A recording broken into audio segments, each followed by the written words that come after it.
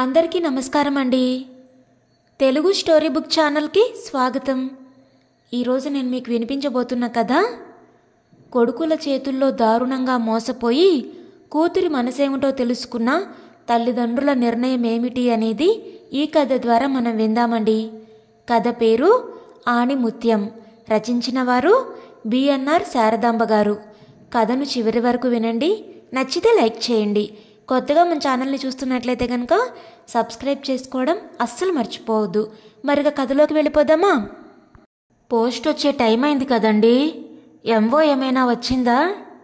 లేదు జానకి, ఇంకా పోస్ట్ రానట్టే. ఏమైనా కానీ అలా పోస్ట్ ఆఫీస్ వరకు వెళ్ళొస్తా. కొంచెం ఆ కర్ర ఇలా అందివ్వు అని ఈజీ చైర్లో నుంచి లేచి టవల్ భుజాన వేసుకొని చెప్పులేసుకొని భార్య అందించిన కర్ర అందుకొని మెల్లగా పోస్టాఫీస్కి బయలుదేరాడు పంతులు. అలా గుమ్మం దాకా వెళ్ళాడో లేదో పోస్ట్ అన్న కేక వినిపించింది. పోస్ట్ వచ్చేసింది జానకి అని ఉత్సాహంగా బయటికి వెళ్ళి పోస్ట్ మ్యాన్ చేతిలో నుంచి కవర్ అందుకున్నాడు. ఎవరు రాశారండి? పెద్దాడా చిన్నాడా?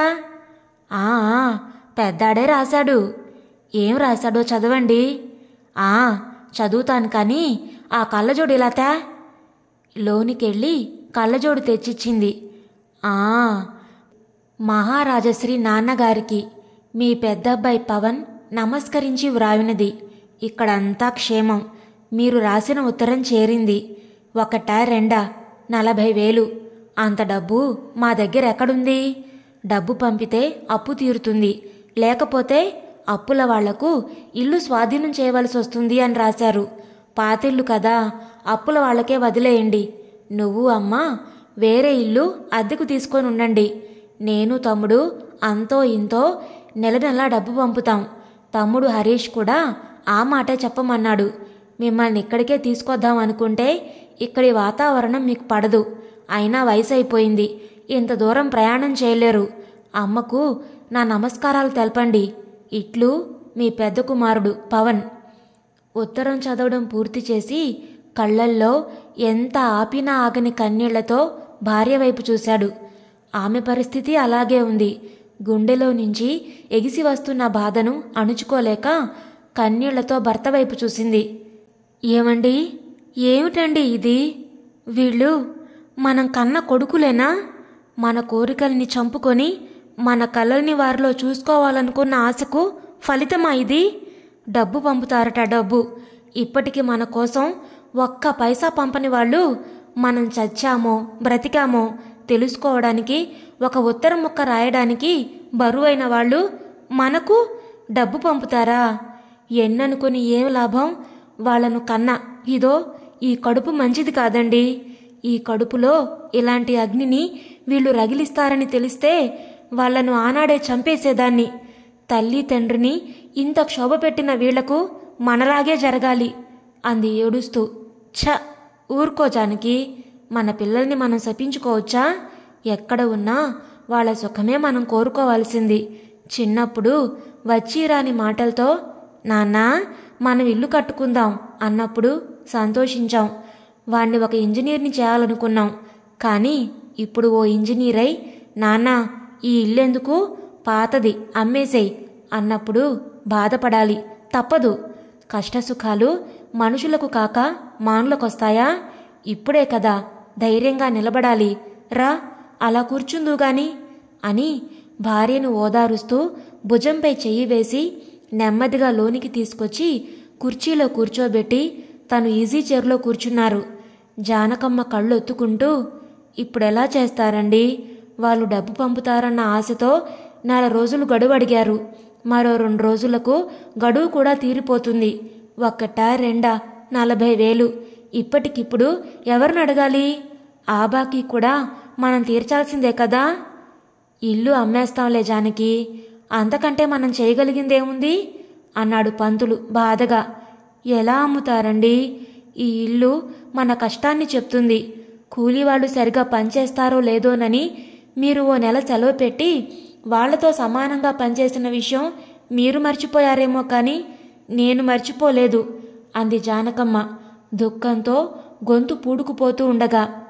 నాకు మాత్రం ఈ ఇల్లు కట్టేటప్పుడు నువ్వు చేసిన కష్టం గుర్తులేదనుకున్నావా? మరేం చేయాలి చెప్పు? ఇప్పుడు అంత డబ్బు ఎక్కడి నుంచి తేవాలి? నా నగలున్నాయి, అమ్మేయండి అంది వెంటనే. నీ నగలా? ఇంకా నీ నగలు ఎక్కడున్నాయి? పెద్దాడు ఇంజనీరింగ్ చదవాలని ముచ్చట పడితే ఆ నగలన్నీ అమ్మి డొనేషన్ కట్టాం కదా. మళ్ళీ వెంటనే, పోనీ మన ఊరి దగ్గరున్న పొలం అమ్ముదామా? అది మాత్రం ఎక్కడుంది జానకి? చిన్నాడు MBA చదవాలని మొరాయిస్తే వాడి కోసం ఆ పొలం అమ్మేశాం. అది అమ్మగా వాడి చదువు పూర్తి కాగా ఇంకా కొంత మిగిలితే అమ్మాయికి పెళ్లి చేద్దామని మనం అనుకుంటే, ఎందుకమ్మా చెల్లాయికి అప్పుడే పెళ్ళి? మేమిద్దరం ఫారెన్ వెళ్ళి డబ్బు పంపుతాం, మేమే వరుణ్ణి వెతికి పెళ్లి బ్రహ్మాండంగా చేద్దాంలే అని వాళ్ళంటే నువ్వు నిజమే అని నమ్మి ఆ డబ్బు, దాంతోపాటు నేను రిటైర్ కాగా వచ్చిన డబ్బు, ఇంటి మీద అప్పుగా కొంత డబ్బు తెచ్చి వాళ్ళు ఫారెన్ వెళ్ళడానికి ఇచ్చామండి. అంతా వాళ్లకే ఇచ్చాం. ఇంకేం మిగిల్చారండి వాళ్ళు మనకి? అడుక్కు తినమన్నారు. పిచ్చి పిల్ల, ఒక్కగానొక్క ఆడపిల్ల, ఇద్దరి తోబుట్టువుల మధ్య పుడితే దాని అచ్చటా ముచ్చటా తీర్చలేకపోయాం. ఆనాడు అదన్న మాటలే నిజమయ్యాయి. ఎక్కడుందో, ఏ కష్టాలు పడుతుందో నా తల్లి. అవును జానకి, ఒక్క ఆడపిల్లైనా దాని కోరికేది మనం తీర్చలేదు. ఇంటర్ ఫస్ట్ క్లాసులో పాస్ అయి, నాన్న నేను MBBS ఎంట్రన్స్ రాస్తాను, కోచింగ్కి వెళతాను నాన్నా అంటే, ఆడపిల్లకెందుకో అంత పెద్ద చదువులు, నువ్వంత చదువు చదివితే నీకు సరితూగా మొగుడిని వెతకలేమని కోచింగ్ ఇప్పించలేదు. కోచింగ్ లేకున్నా ఎంట్రన్స్ రాసి ర్యాంకు తెచ్చుకుంటే పెద్దాడి చదువుకు డబ్బు పంపాలంటే కష్టమవుతుందని దాన్ని MBBSలో చేర్పించకుండా మానిపించేశాం. అప్పటి దాని ముఖంలో బాధ నాకిప్పటికీ గుర్తే. పెద్దాడి కోసం, చిన్నాడి కోసం నువ్వు ఏవేవో తయారు చేస్తే, పెద్ద వాళ్ళంటేనే నీకిష్టంలే, నా కోసమని నువ్వేమైనా చేస్తున్నావా? ఎప్పుడు ఇది పెద్దాడికిష్టం, ఇది చిన్నాడికిష్టం అని చేసి పెడుతుంటావు. రేపు వాళ్ళ పెళ్ళాలొచ్చాక నిన్ను నాన్నను అలాగే చూసుకుంటారేమో, చూద్దాంలే అని ఎగతాళి చేసేది. ఆ మాటలే నిజమయ్యాయి. వాళ్ల కోసం ఆస్తులంతా అమ్ముకున్న వాళ్ళం. ఒక్క ఆడపిల్ల పెళ్లి కూడా చేయలేకపోయాం. మనం చేయలేదని బాధపడకుండా దానికి ఇష్టమైన వాణ్ణి వెతుక్కుంటే మన కులం కాదని పెళ్లి ఖర్చు కూడా లేకుండా దాన్ని ఇంటి నుంచి తరిమేశాం అన్నాడు పంతులు ఏడుపు మేళవించిన గొంతుతో. మన కర్మండి, దేవుడు ముసలితనంలో ఇలాంటి బాధలు పడమని రాసిపెట్టాడు. దేవుడున్నాడంటారే, ఉంటే ఏదో ఒక రూపంలో మనల్ని ఆదుకోకూడదు? జానకి, ఆకలేస్తుంది, భోజనం చేద్దామా? ఏ పాటు తప్పినా సాపాటు తప్పదు కదా. నాకు ఆకలిగా లేదు, మీకు వడ్డిస్తాను పదండి. నేనొక్కనే ఎప్పుడైనా భోంచేశానా జానకి? నువ్వు తినకపోతే ఆ భోజనం నాకు మాత్రం ఎందుకు? సరే పదండి, ఎలా జరగాలనుందో అలా జరుగుతుంది అని కన్నీళ్లు తుడుచుకుంటూ వంటింటి వైపు కదిలింది. రాత్రి 8 గంటలైంది. పంతులు గారు భగవద్గీత చదువుతూ ఉంటే వింటూ కూర్చుంది జానకమ్మ. అది వింటుందన్న మాటే గాని రేపటి దిగులు ఆమె గుండెల్లో గుబగుబమంటుంది. ఇంతలో ఇంటి ముందు రిక్షా ఆగిన శబ్దం అయింది. ఏమండి, మన ఇంటి ముందు రిక్షా ఆగిన శబ్దం ఏదో అయిందండి. నీ పిచ్చిగాని, మన ఇంటికి ఇప్పుడు ఎవరొస్తారు జానకి? మన ఇంటికి ఎవరొస్తారు అని మళ్ళీ గేటు తీసిన శబ్దం కావడంతో మనింటికే అన్నట్టుంది, చూసొస్తానుండండి అని లేచి గుమ్మం వరకు వెళ్ళింది. వచ్చిన వాళ్ళు గుమ్మం దగ్గరకు వచ్చేశారు. ఎవరమ్మా నువ్వు? అంది జానకమ్మ వచ్చిన ఆ ఆడమనిషి వైపు చూస్తూ. అమ్మా, నన్ను కనుక్కోలేదా? నేనమ్మా, నీ శిల్పను అని ఎదురుగా ఈజీ చైర్లో కూర్చుని ఉన్న తండ్రిని చూసి, నాన్నా లోపలికి రావచ్చా నాన్నా అంది. అప్పుడు గుర్తించారు ఆ గొంతును ముసలి దంపతులిద్దరూ. అమ్మా శిల్పా, నువ్వా అన్నారిద్దరూ ఒకేసారి ఆశ్చర్యంగా. తల్లి, ఎన్నాళ్లకొచ్చావమ్మా అని పైకి లేచి కూతురి వైపు వస్తూ, శిల్పా, వీళ్ళిద్దరూ నా మనవళ్లేనా? అల్లుడుగా రాలేదా అమ్మా అంది జానకమ్మ. నమస్కారమండి, నేను మీ అమ్మాయి వెనకాలే ఉన్నాను, మీరింట్లోకి రానిస్తారో లేదోనని అన్నాడు శిల్ప వెనక నుండి పక్కకొచ్చి. అప్పుడు చేసిన పనికి ఇప్పుడు సిగ్గుపడుతున్నాం. నీ మాటలతో మమ్మల్ని ఇంకా సిగ్గుపరచుకు బాబూ అన్నారు పంతులు బాధగా. లోపలికి రండి బాబూ. రామ్మా శిల్ప, రండర్రా రండి. నేను మీ అవ్వను, ఈయన మీ తాతయ్య అని మనవళ్ల వైపు చేతులు చాపుతూ అంది జానకమ్మ. వీళ్ళ పేరేమిటి శిల్ప అంది కూతురి వైపు చూస్తూ. వీడు పెద్దబ్బాయి, వీడి పేరు తులసీరాం. వీడు చిన్నబ్బాయి, వీడి పేరు జానకీరాం అంది నవ్వుతూ. ఇద్దరూ ఒకరి ముఖాలొకరు చూసుకున్నారు. ముసలివాళ్ళిద్దరూ. వాళ్ల కళ్ళల్లో కన్నీళ్లు. ఇద్దరూ ఒక్కసారే ఫక్కుమని నవ్వారు. పంతులుగారి అసలు పేరు తులసీ ప్రసాద్, ఇక జానకమ్మ పేరు జానకి. పెళ్లైన కొత్తలో పంతులుగారు తనను పేరుతో పిలవమని ఎంత బ్రతిమిలాడినా పిలిచేది కాదు. ఇప్పుడు మనవణ్ణి ఆ పేరుతోనే పిలవాలి. ఇప్పుడైనా ఆమె నోటి నుంచి తన పేరు వినాలన్న ముచ్చట తీరుతుంది కదా అని పంతులుగారు నవ్వితే ఆనాటి సంఘటన గుర్తొచ్చి జానకమ్మ నవ్వింది. అల్లుడు పేరేమిటే శిల్ప, చెప్పనేలేదు అంది జానకమ్మ. నా పేరు సౌందర్రాజనండి. వెళ్ళండి బాబూ, లోనికెళ్ళి కాళ్ళు కడుక్కోండి. శిల్ప, అల్లుణ్ణి పెరట్లోకి తీసుకెళ్ళు. అంతలోగా నేను కాఫీ పెడతాను. అమ్మా, ఇప్పుడు నువ్వేం కష్టపడకు. కాఫీలేం వద్దు, కానీ వేడివేడిగా నేనే వంట చేస్తాను. నాన్నా, చెయ్యనా? చెయ్యి తల్లి, నీ చేతి వంట తిని ఎన్ని రోజులైందో అన్నాడు పంతులు చెమ్మగిల్లిన కళ్ళతో. భర్తను పెరట్లోకి తీసుకెళ్లి బాత్రూం చూపించింది. పిల్లలకు ముఖాలు కడిగి డ్రెస్ చేంజ్ చేసి తను ముఖం కడుక్కొని వంట పనిలోకి దిగింది. వంట చేసి పిల్లలిద్దరికీ ముందు అన్నం తినిపించి పక్కలు పరిచి పడుకోబెట్టింది. అప్పటికే టైం 9:30 అయింది. పెద్దవాళ్ళందరూ భోజనానికి కూర్చున్నారు. అమ్మా శిల్ప, ఈరోజే చివరి రోజమ్మా. మనం అందరం ఈ ఇంట్లో కూర్చొని ముచ్చట్లాడడం, భోజనం చేయడం. నీ చిన్ననాటి ఇల్లును చివరిసారిగా ఈ రాత్రికి చూసుకోమ్మా అన్నాడు కళ్ళల్లో నీళ్లు తిరుగుతూ ఉండగా. మీరేం బాధపడకండి నాన్నా, మిమ్మల్ని ఈ ఇంట్లో నుంచి వెళ్ళగొట్టే శక్తి ఎవ్వరికీ లేదు. నీకు తెలీదమ్మా శిల్ప, అప్పుల వాళ్ళు.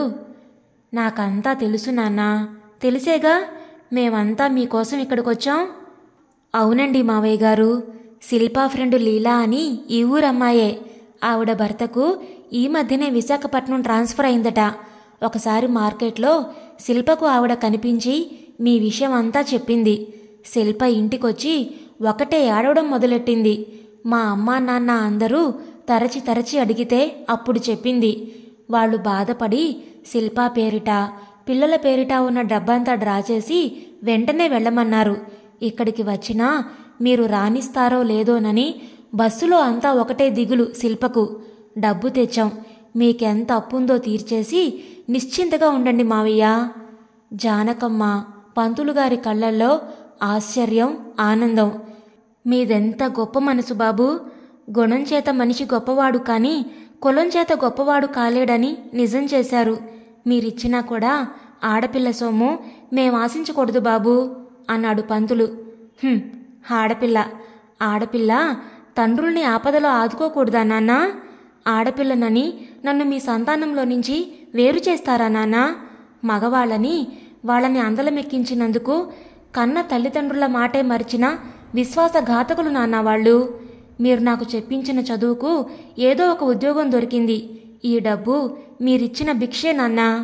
మీరీ డబ్బు తీసుకోకపోతే అసలు మేం భోజనమే చెయ్యం. ఇప్పుడే పిల్లల్ని తీసుకొని వెళ్ళిపోతాం అంది ఏడుపు గొంతుతో.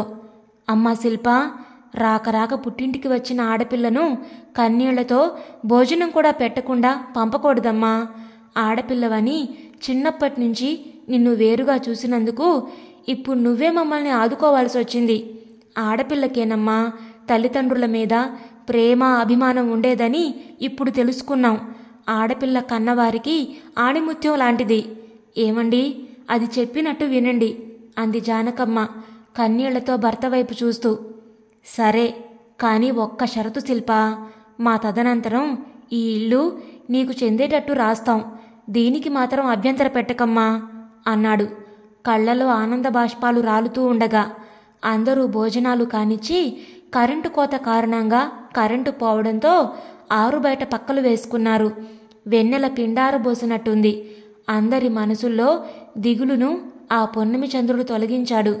నిన్నటి దిగులు లేదు వారి కళ్ళలో, రేపటి నిశ్చింత ఉంది వారి మనసుల్లో. ఇదండి ఈరోజు కథ. మీకు నచ్చిందా? నచ్చితే లైక్ చేయండి, షేర్ చేయండి. అలాగే మీ విలువైన అభిప్రాయాలను కామెంట్స్లో తప్పకుండా తెలియచేయండి. ఇంత మంచి కథను మనకు అందించిన బిఎన్ఆర్ శారదాంబ గారికి మనందరి తరపు నుంచి ధన్యవాదాలు తెలియచేసుకుంటున్నానండి. ఇలాంటి మరెన్నో మంచి మంచి కథల్ని వినడానికి మన ఛానల్ని తప్పకుండా సబ్స్క్రైబ్ చేసుకోండి. మరలా రేపు మరొక మంచి కథతో కలుద్దాం. అప్పటి వరకు ఉంటానండి.